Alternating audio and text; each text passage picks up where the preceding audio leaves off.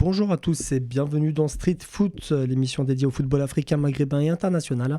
Nous allons parler aujourd'hui des derbys qu'il y a eu ce week-end entre les différents pays maghrébins. Il y a également aussi le derby égyptien.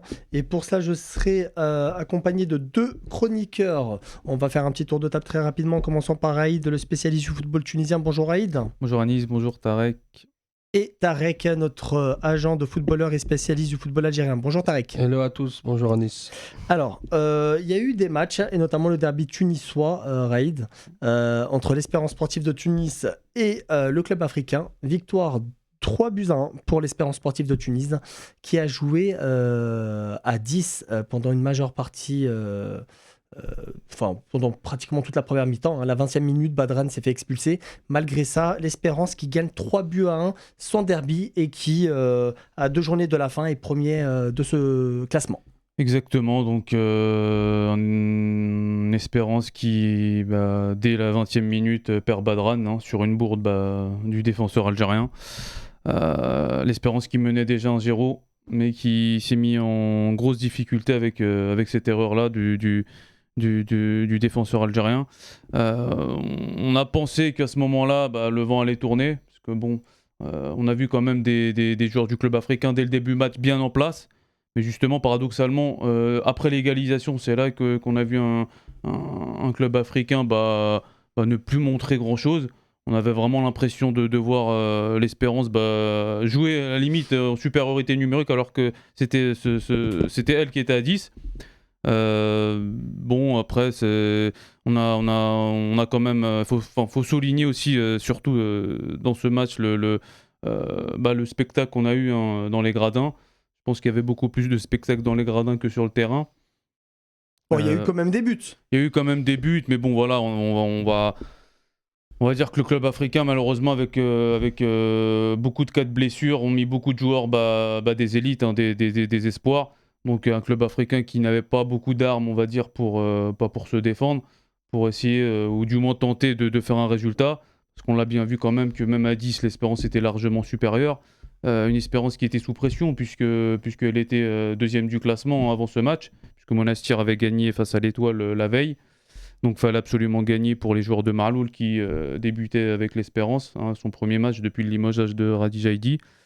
Donc on a vu déjà quand même dès le départ que l'Espérance était avec des joueurs qui étaient en manque de confiance. On a vu Badri qui a fait quand même qui s'est raté sur le match. On a vu quand même que c'était assez fébrile dès le début de match, mais même paradoxalement ce carton rouge et cette égalisation lâcher les joueurs, relâcher les joueurs. Nabil Maloul qui a pris la place de Radi Jaidi, Tarek. Premier il commence par un derby, une victoire 3-1. Je pense que Radi Jaidi, il est déjà oublié du côté de l'Espérance. Voilà, Maloul qui arrive directement, qui gagne un derby. Bon, même si en général, l'Espérance est favorite. Voilà, maintenant, comme disait Raïd, je pense qu'il a bien tout résumé. Donc, voilà, l'Espérance était favorite et du coup, elle a gagné ce match. Surtout qu'elle jouait devant ses spectateurs. Et puis, la chose qu'il faut également souligner, c'est que Nabil Maloul, contrairement à Radi Jaidi, fait jouer Elouni et Anis Badri titulaires. C'était pas arrivé depuis très longtemps. Il est revenu à l'ancien système, si je puis dire. Bon, Elouni, je pense qu'il a encore de la réserve, parce que je l'ai vu déjà en équipe nationale de Libye quand même. C'est lui quand même un des facteurs majeurs de cette équipe nationale. Par contre, Anis Badri, j'ai mis des réserves, quoi. Je pense qu'il est carbo déjà depuis 2 ans. D'accord, Anis Badri qui il ferait tout. Il revient de blessure, il y a la Coupe du Monde qui s'approche. C'était un joueur 4 de l'équipe nationale il y a quelques temps, en 2018. Là aujourd'hui, qui revient tout doucement, Raïd. Oui, c'est un joueur qui a été pénalisé par les blessures.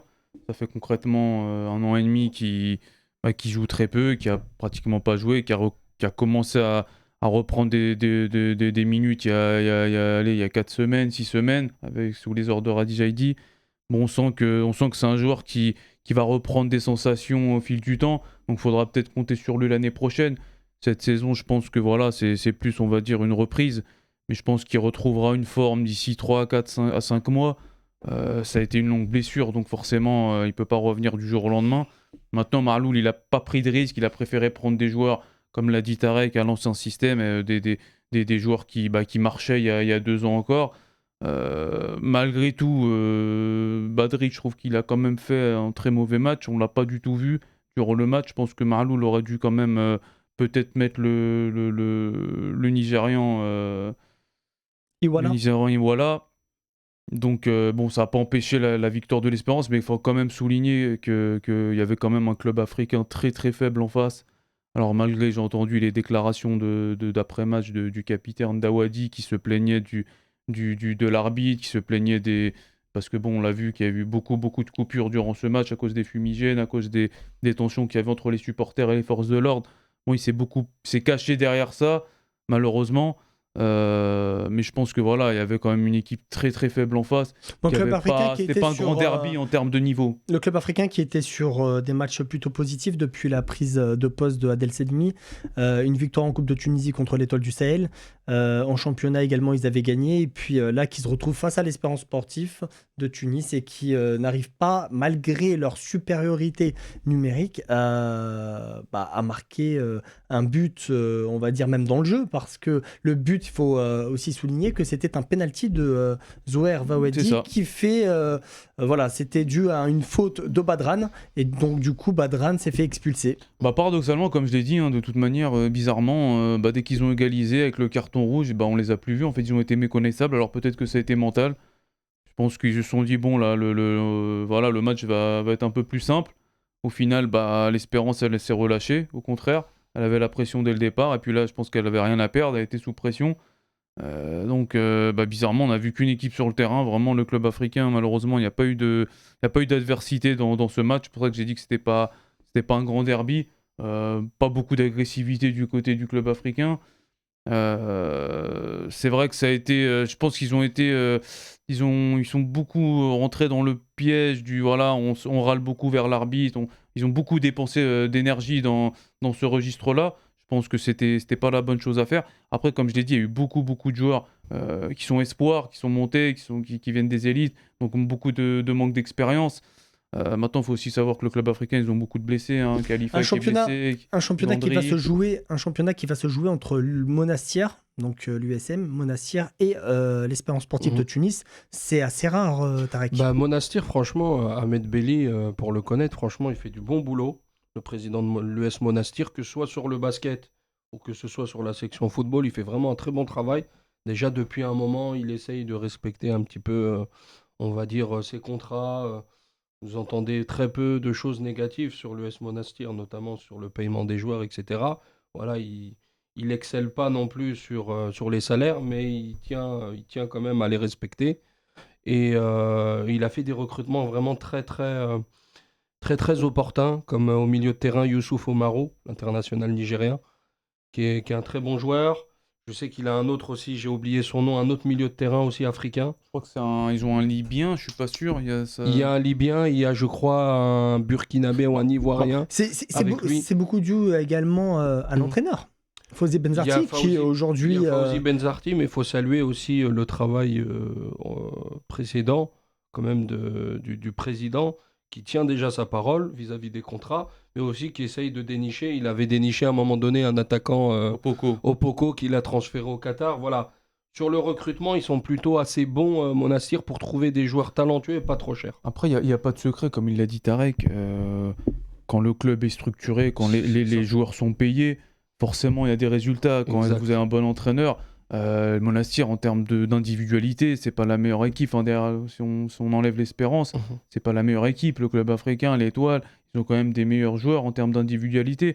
Mais quand vous avez un très bon entraîneur, vous avez des joueurs qui sont payés, il n'y a pas de problème de financier. Enfin, voilà, le président, il fait le job depuis quelques années. Monastir, ils avaient fini aussi deuxième il y a 2 ans, faut pas l'oublier. Même sur la partie basket d'ailleurs, on peut bifurquer là-dessus. Exactement, qui sont champions d'Afrique. Des joueurs américains, bon, certes de seconde zone, mais quand même, il fait ramener des Américains. Et d'ailleurs, Barack Obama a tweeté, félicité Monastir pour avoir gagné la Champions League, on va dire, du basket. Donc oui, effectivement, Monastir, c'est un club qui est en bonne santé. Là, je pense qu'ils sont en route vers la 2e place. Je vois pas un autre club leur chipper aujourd'hui Alors la place attention, de rien n'est Champions fait, League. hein. Il suffit que l'Espérance sportive de Tunis perde ses 2 prochains matchs.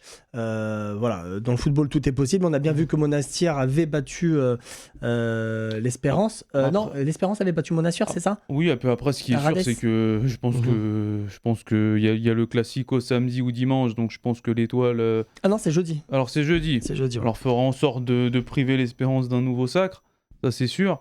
Donc oui, L'Étoile effectivement, qui on est loin de. avant-dernière du championnat, l'Étoile qui Des playoffs. n'a plus, voilà, qui n'a plus.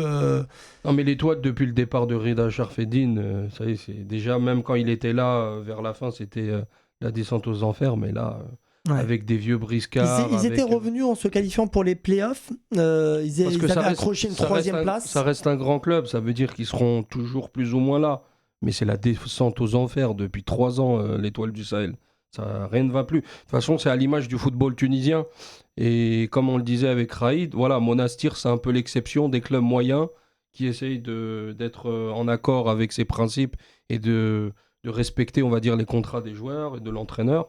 Et on les voit le résultat. D'ailleurs, Monastir avait battu d'entrée Radi Jaïdi et l'Espérance de Tunis à la Supercoupe C'est ça. de Tunisie, entre Oui, le c'est vainqueur ça. du championnat et de la coupe.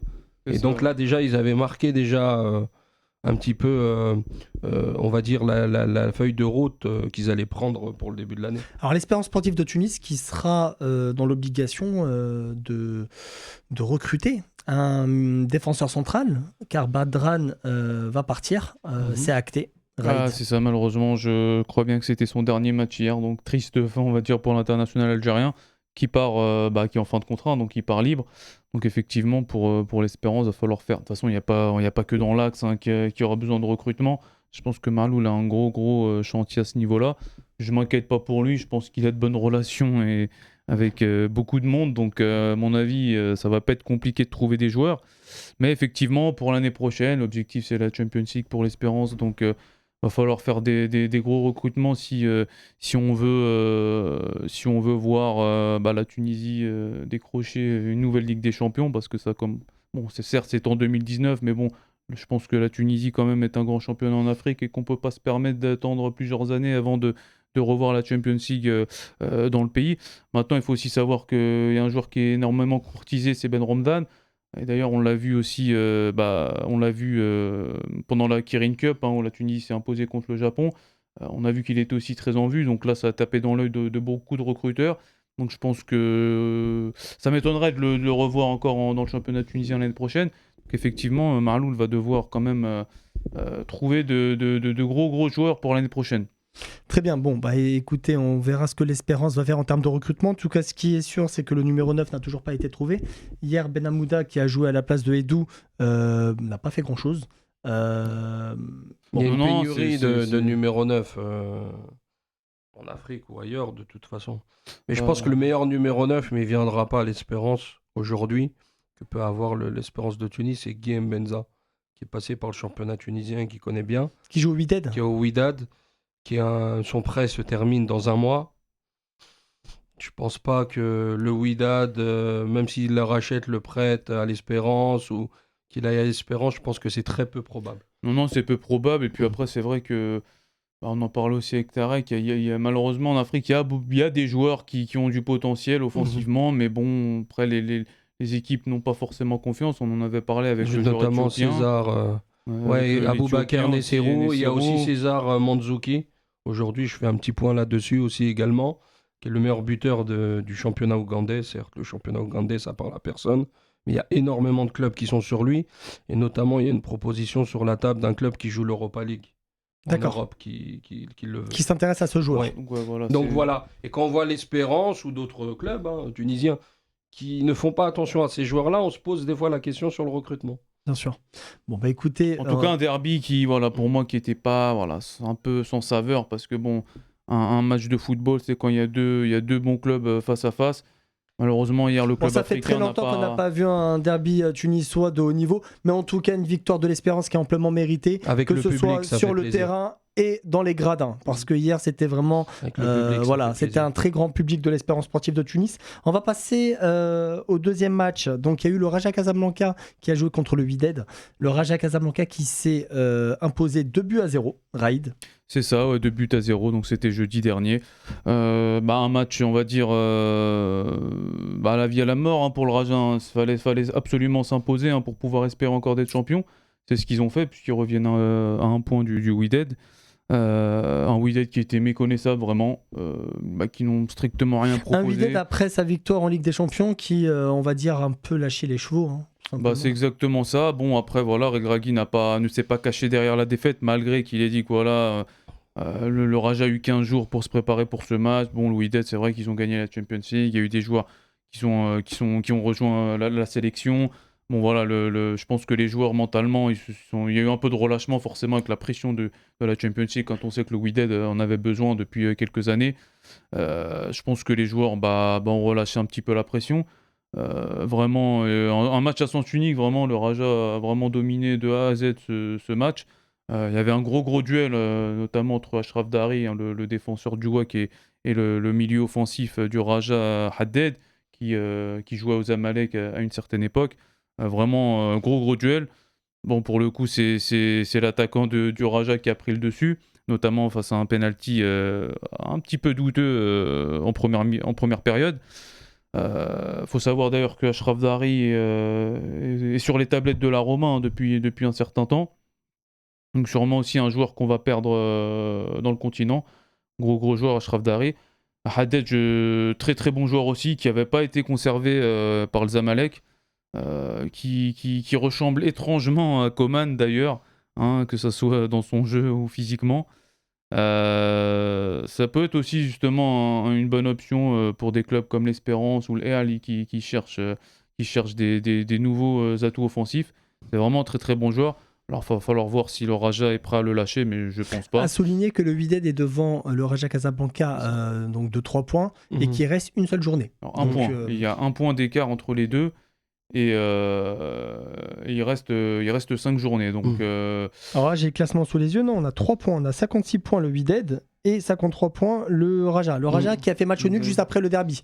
Donc le Raja qui a fait match nul oui. et le Wydad qui est parti s'imposer. Donc Ouais, là, on a 3 sont- points de différence. Le championnat est pratiquement plié parce que si le Wydad ne serait-ce fait match nul, ils sont Et champions. alors il reste quand même 5 matchs. Donc effectivement, si le Wydad continue à réédite ce genre de match face au Raja, ça va être compliqué de gagner les 5.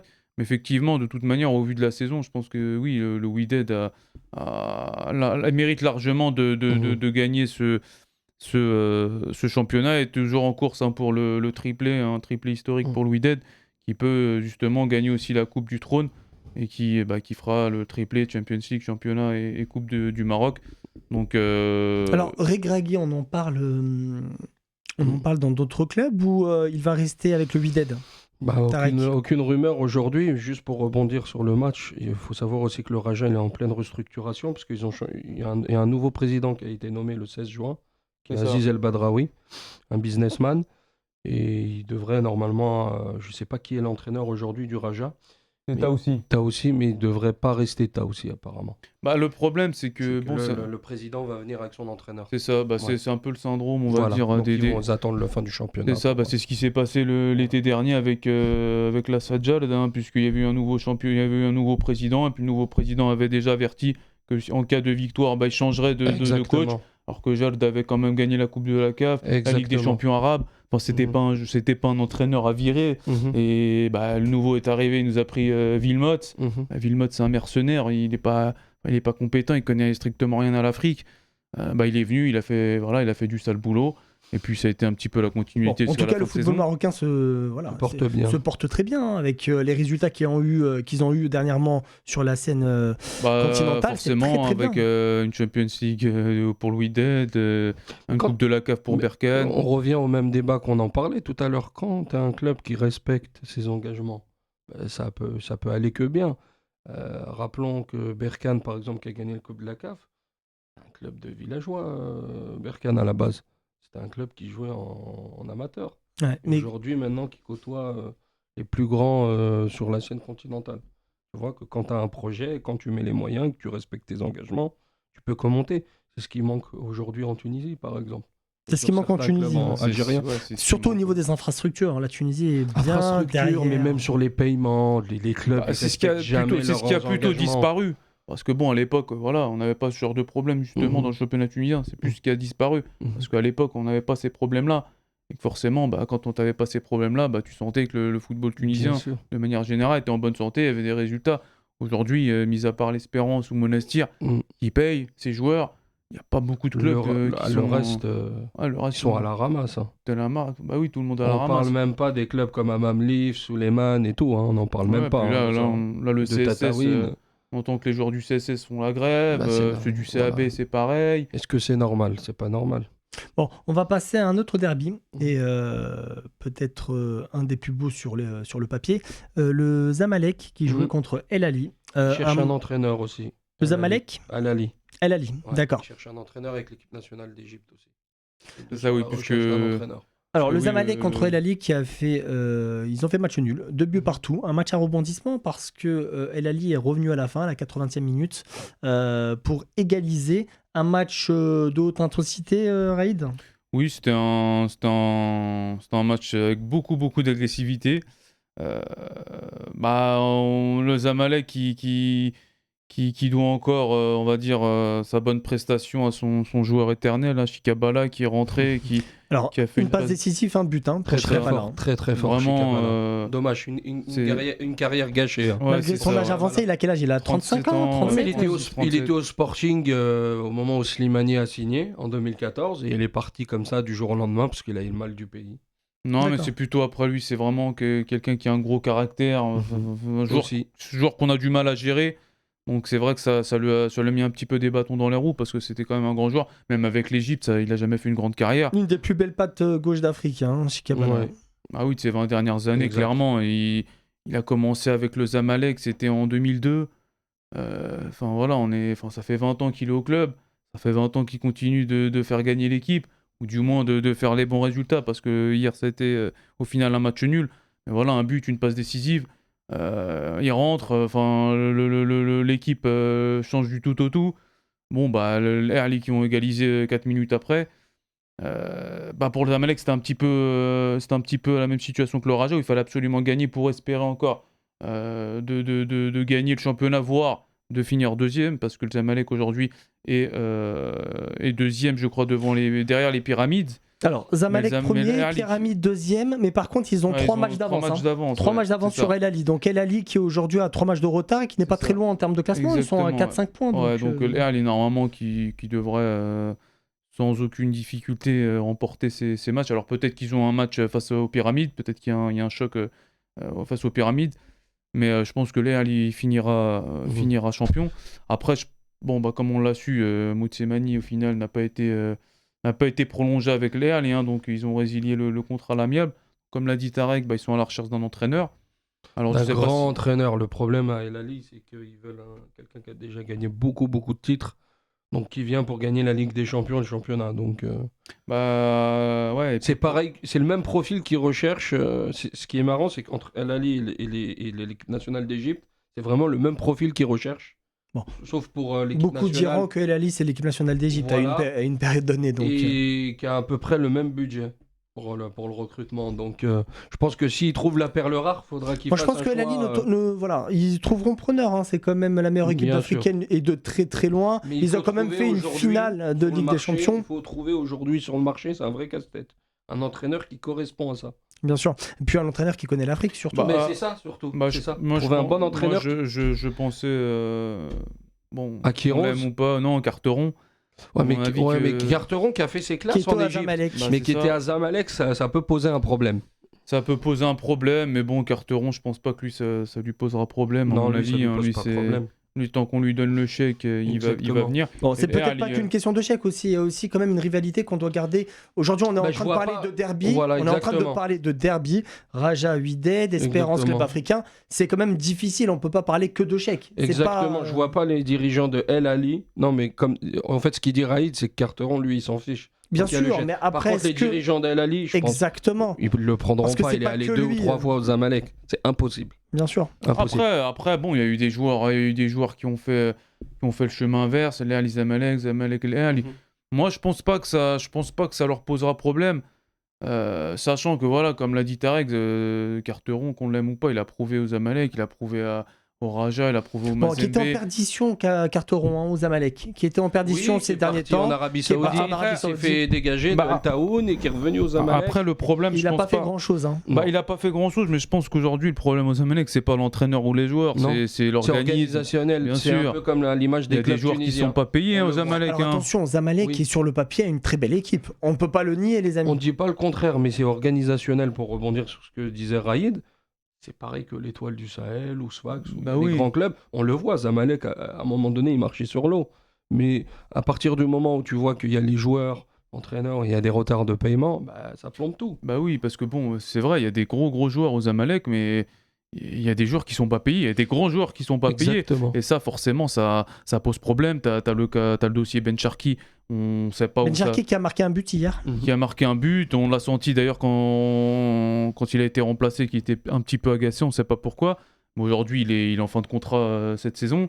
Un joueur comme Ben Cherki qui part libre, ça fait beaucoup de mal à la trésorerie du Zamalek.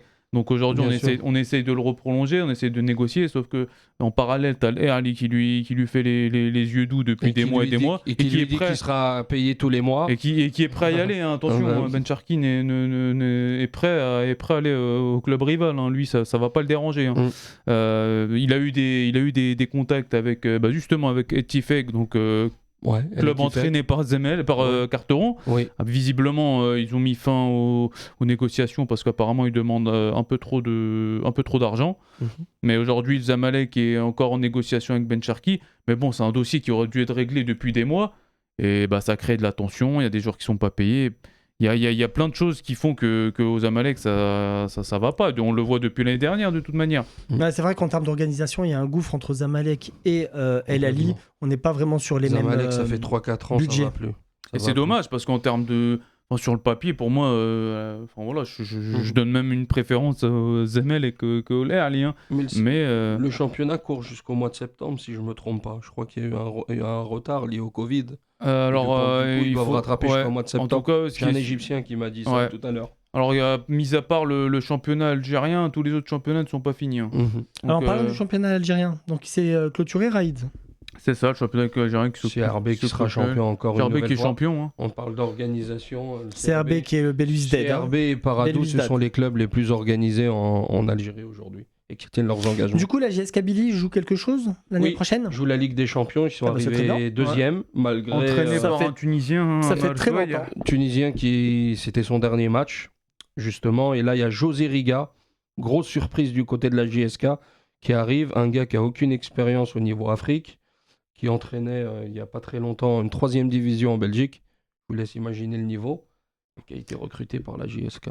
Donc là, du coup, on a Belouizdad qui va jouer Ouais. la Ligue des Champions, un habitué sur ces dernières années. Oui. Et puis, on a la JSK. Il y a la JSK avec un José Riga qui est passé d'ailleurs au club africain, qui a fait quoi, 4 matchs ou 4 mois Ouais, Voilà. exactement, il n'était pas resté Voilà, il a longtemps. 4 matchs d'expérience en Afrique et on recrute à la JSK. Mais bon, ça fait partie de la mauvaise organisation de ce club. En tout encore. cas, c'est des bons souvenirs du côté algérien pour la JS Kabylie. Ça fait très longtemps qu'on les a pas vus à ce niveau. Ah si, ils y étaient il y a 2 ans avec mon coach Hubert Velud. Bien sûr, Jessica Dans le Billy groupe de la mort avec l'Espérance de Tunis, Ah AS oui, Vita Club et exactement. Raja Casablanca. Exactement. Avec 8 joueurs sûr, partis, notamment Et d'ailleurs- Chucky, qui est parti à Et l'Espérance. Exactement, oui. d'ailleurs, Oui. c'était la JSK qui avait mis fin à la série historique de l'Espérance de matchs Exactement. sans défaite en Ligue des Champions, puisque c'est elle qui a Exactement. le record avec 19 ou 20 matchs sans défaite. Exact. La JSK qui avait mis un terme à cette série, donc Exact. c'était le dernier match. Hein.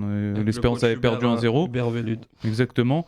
Et oui, mais ça reste quand même un club qui est Qui n'est pas pareil. Hein. habitué à la Ligue des Champions. Ce qui n'est pas habitué, mais ce qui est Bon, bizarre dans qui a ce quand groupe même de une Ces la histoire. mort, dernières années, elle dans a ce une groupe histoire. de la mort, bizarrement, avec l'Espérance, la AS Vita Club et Raja Casablanca, bizarrement, elle a eu quand même des arguments malgré un effectif très limité de la JSK. Ouais, bon, En après, fait, ça reste c'est des les derbys. grands clubs. Ça Voilà. reste des derbys, puis ils ont une histoire, ils ont plusieurs Voilà. coupes de la CAF. C'est surtout ça qui les pousse. Maintenant, JSK a passé le tour de poule, ça dépendra Dans du les années groupe, hein. 90, ils ont beaucoup Ah raflé. oui, mais ça, voilà. c'est la Jumbo Jet, comme on les appelait, une équipe composée à Ouais, 90% de Kabyles. Oui, et puis Et c'était une très bonne équipe. Après, de ce qu'on a vu quand même cette année avec le Belouizdad, où pour moi, c'était un niveau quand même assez faible. Mhm. Donc voilà, quand on voit que c'est le CRB qui est champion depuis 2-3 ans, quand Mhm. j'ai vu leurs prestations en Ligue des Champions, c'était vraiment... Voilà, bon, certes, ils ont fait un gros match face au Wydad au match retour, mais sinon, j'ai vraiment trouvé une équipe qui était assez faible. Donc, voir la JSK, il y aura des tours préliminaires pour la JSK, parce qu'il n'y a que le CRB C'est ça. enfin non, même pas, ils font tous le tour préliminaire. Donc, il faudra voir si justement la JSK arrive à se qualifier pour la phase de groupe. La plus performante des équipes, on va dire, en Ligue des Champions, en Algérie, en général, ça reste l'entente de Sétif. Qui sont pas qualifiés, qui ne joueront rien, hein, qui ont fini 7ème. Très, très gros problèmes, et eux, ils dépassent vraiment tout. Il y a certains joueurs qui sont pas payés depuis 2 ans, 24 mois. Ouais. Donc, ça pose problème sur la motivation des joueurs. Mais en général, quand ils viennent en Ligue des Champions, ils arrivent à aller vraiment au moins en quart de finale. C'est ça, je voulais aussi souligner parce que il y a eu quelques jours, au Maroc, il y avait eu rassemblement des meilleurs entraîneurs africains. J'ai pas compris pourquoi il y avait aucun entraîneur tunisien quand on voit justement aujourd'hui que Amar Soyer ramène la JSK en Champions League. Quand on l'a vu l'année dernière avec El Kouki qui avait ramené Sétif en Champions League. On va même pas reparler de ce qu'a fait la Sajjad avec le Razan, on va même pas parler de Benzarti qui a fait, on va dire, qui a donné de la lumière au championnat marocain pendant des années. Donc ça me paraît quand même surprenant quand on voit que les Tunisiens, voilà, ils sont en Libye, en Tunisie, au Maroc, Algérie, dans le Golfe, inondé le marché le du champion Golfe. de Tanzanie, je crois, ou d'Ouganda, je sais plus. Oui, de Yanga Africa. Yanga Africa, c'est un Tunisien. Quand on voit qu'à San Pedro, Côte d'Ivoire, c'est des Tunisiens qui... Ouais, bon, après, c'est une petite parenthèse, mais c'est vrai que le joueur tunisien ou l'entraîneur tunisien a toujours un effet un peu sous-coté, malheureusement. Non, mais bon, c'est comme l'a dit Tarek, c'est une histoire de lobby. Voilà. Je voulais le souligner parce que je trouvais pas ça normal de ne pas avoir invité aucun entraîneur tunisien, alors qu'il faut le dire, ce sont les meilleurs entraîneurs en Afrique. Depuis des années, donc je pense qu'il fallait le souligner parce qu'on en a pas reparlé l'émission précédente. En parlant de meilleurs entraîneurs en Afrique et tunisien, on va faire un petit parallèle sur ce qui s'est passé dernièrement à la coupe Kirin ou Kirin, je ne sais pas comment, la compétition qui a été, le tournoi qui a été mis en place par le Japon. La Tunisie qui bat le Japon en finale, 3-0, Tarek. Écoute, moi j'étais assez pessimiste sur cette équipe-là, on en avait parlé dans les différentes émissions. Bon, battant le Chili, le Chili c'était une équipe un peu remaniée, mais le Japon, il y avait la plupart des joueurs. Ça montre que cette équipe vraiment elle a du caractère, sachant qu'on n'a jamais battu le Japon. En tout cas, je m'en souviens pas en compétition officielle.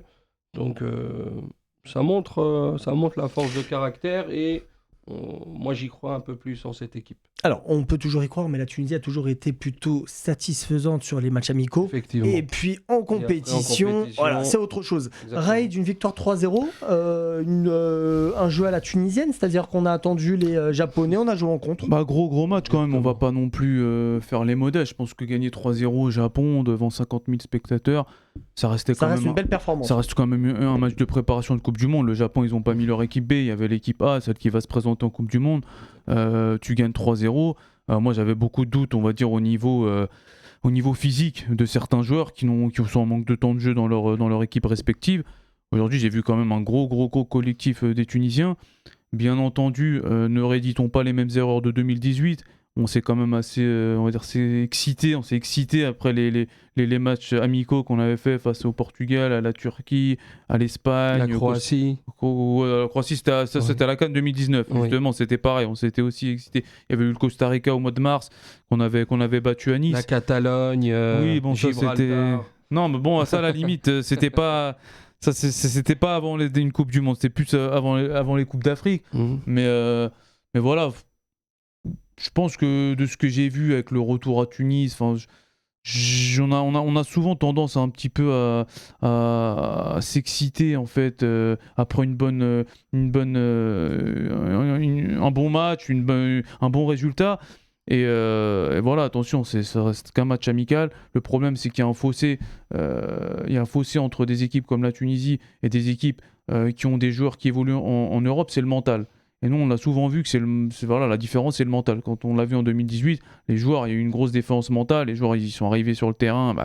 On a vu Ali Maaloul, c'était un fantôme, alors qu'on était en train de lui faire de la propagande pour expliquer à tout le monde que c'est le meilleur arrière-gauche d'Afrique.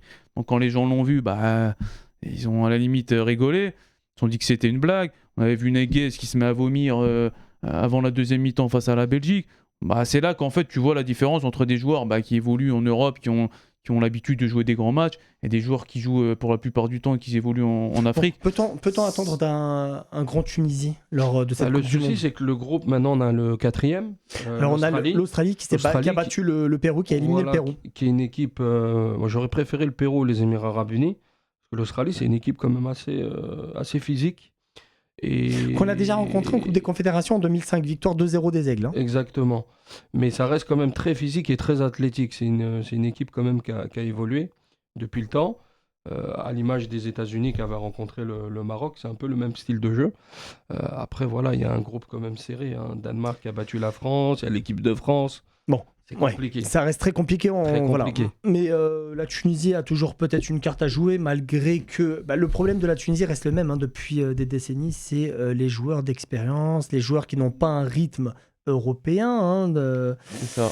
Et même jouent dans des clubs. Ça joue sur des détails. Si on reprend certains matchs de la Coupe du Monde, que ce soit l'Ukraine, Shevchenko qui se met une balayette tout seul, qui tombe, ça se joue sur des détails. On peut faire un partout contre l'Angleterre, même s'ils nous ont atomisés pendant les 20 premières minutes. Maaloul qui fait une connerie à la 91e minute. Il y a toujours un petit truc qui fait en sorte que la Tunisie elle passe à côté. Et c'est des erreurs de concentration, de trous d'air. Par contre, avec cette nouvelle équipe, je trouve, et je ne sais pas ce que vous en pensez, il y a moins d'erreurs de concentration au niveau de la défense. Oui, il y a beaucoup plus de discipline, c'est sûr. Là, ça fait très longtemps qu'ils jouent ensemble aussi. Oui, mais on avait l'équipe de 2004 avec les Jaïdi, les Badra, les Trabelsi, et à chaque fois ils se trouaient. Avait des... Voilà, c'était la maladie de l'équipe nationale de Tunisie, mais là, bizarrement, c'est vrai qu'il y a beaucoup plus de cette défense-là, bizarrement avec Bilal Ifa, qui est un défenseur que j'apprécie pas du tout, mais il y a moins de trous d'air. C'est vrai. C'est bizarre. Non, c'est vrai, il y a quand même une discipline qui a été instaurée par Kadri, ça c'est quand même visible depuis qu'il a pris les rênes de l'équipe. Aujourd'hui, les 6 derniers matchs de l'équipe nationale, 0 but, on a encaissé 0 but, ça montre quand même qu'il y a une solidité défensive. Après, surtout le match contre le Japon. Surtout le match contre le Japon. Moi, j'ai revu le résumé. Il y avait un nombre incroyable d'occasions pour le Japon. Alors, ils auraient pu gagner 3-0. Ils avaient le ballon, les Japonais, et puis ils ont raté plusieurs occasions. Mais la défense était là. Et la défense a bien répondu présente. Mais est-ce que ça tiendra en Coupe du Monde ? Ça, c'est autre chose. Là, ça sera pas le Japon en face. Après, voilà, le Japon, c'est quand même une équipe qui a le niveau facile, 8e de finale, qui a connu les 8e plusieurs fois depuis ces 20 dernières années. Donc, c'est une équipe qui a du niveau. Aujourd'hui, on s'est testé face à une équipe qui est potentiellement 8e de finaliste de Coupe du Monde. Voilà, certes c'est un match amical, mais il y a eu quand même 3-0, donc ça laisse vraiment présager des bonnes choses pour le mois de novembre. Tout dépend de la typologie en fait de l'équipe. L'équipe de France, par exemple, il y a certains joueurs comme Mbappé, etc., ils ont besoin d'espace. Peut-être que le système tunisien va faire en sorte de les bloquer. Mais au contraire, tu as des joueurs comme Benzema, ils aiment bien quand c'est comme ça, parce que justement, ils tricotent un peu le ballon, ils font des 1-2 avec les Griezmann, etc. L'Algérie, excusez-moi, on va faire un petit aparté directement sur l'Algérie. L'Algérie qui a battu l'Iran 2-1. Oui, Raïd, un match qui s'est joué au Qatar. C'est ça, on en avait parlé déjà à la précédente émission, l'Algérie qui s'était imposée face à une équipe 1 de l'Iran, l'Algérie qui avait une équipe remaniée malgré tout et qui s'est imposée. Donc ça laisse pas aussi présager un bon avenir pour les hommes de Belmadi. Ouais, l'Algérie qui ne jouera pas la Coupe du Monde et qui s'est vue, la fédération a renouvelé le contrat. Enfin, c'est plus un contrat moral, c'est ce que Belmadi avait expliqué. Sachant que le président est démissionnaire. Donc il y a des rumeurs qui diraient que Raoult Rawa reviendrait, mais ça c'est des rumeurs, mais je pense que ce sera un de ces hommes demain, certain Saadi, qui reviendrait pour justement essayer au niveau continental de peser un peu plus. Objectif Cannes 2023 pour les Algériens. Concernant le Maroc, on n'a toujours pas de nouvelles concernant Vaïd. Je pense qu'il sera installé. Je pense qu'il va rester beaucoup parce de rumeurs que ça pour fait rien. 8 mois qu'on parle, on dit qu'à chaque match il va sauter. Il va rester, Mais je il vois faut, pas faut pourquoi. quand même noter que voilà, on en a quand même parlé depuis le mois d'octobre dernier de Bien cette sûr. situation. Non, mais il est sous On la est sellette. parfaitement dans ce qu'on avait laissé présager. Il est sous la sellette, de toute façon, au moindre faux pas, il sautera, il le Ouais. sait. Bon, le Maroc qui dernièrement a reçu l'Afrique du Sud en match qualificatif pour la CAN 2023. Un résultat 2-1 pour les Marocains, c'est ça? C'est ça, 2-1 avec un match à l'image des matchs qu'on voit avec le Maroc depuis ces dernières semaines, très poussif, beaucoup d'occasions, manque de réalisme, une défense très fébrile. On l'avait vu avec les États-Unis, là on l'a revu avec l'Afrique du Sud. Ça gagne, mais je pense que paradoxalement, il y a beaucoup de supporters qui espéraient une défaite pour Alors, voir Vaïd le Maroc s'en aller. qui a retrouvé un très bon Harit. Un très bon Harit qui a été très bon également sur le dernier match, victoire contre le Liberia, 2-0. Un Harit qui est dans son Très bon registre, joueur. en numéro 10, juste derrière l'attaquant, ou les attaquants quand ils jouent avec deux attaquants, les Marocains. Très bon joueur, très virulent. Il reste à Marseille, Harit? Je pense pas. Il va peut-être partir. Hein. Ouais, il y a des écuries, je crois, allemandes aussi qui sont repositionnées dessus. Également espagnoles, on verra. C'est un super Il y a joueur. beaucoup de joueurs qui ont envie de rester à Marseille, mais bon, Saliba il voulait rester, il va devoir retourner à Arsenal. Je pense qu'Harit il a envie de rester, mais bon, je pense que financièrement. C'est compliqué de les retenir. Ouais, exactement. Donc, mais oui, Harit qui, je pense, qui a gagné, on va dire, sa place au sein de la sélection. Hein. Ça, c'est Ouais, sûr. Alors, qui a fait de très en bons tant que matchs. titulaire, je sais pas, mais je pense que là, il est de nouveau reparti avec les Lions de En tout cas, l'Alsace. c'est une des satisfactions du côté marocain. Bah écoutez, merci d'être passé et puis on se revoit pour une nouvelle émission. Allez, à plus. Merci. Merci.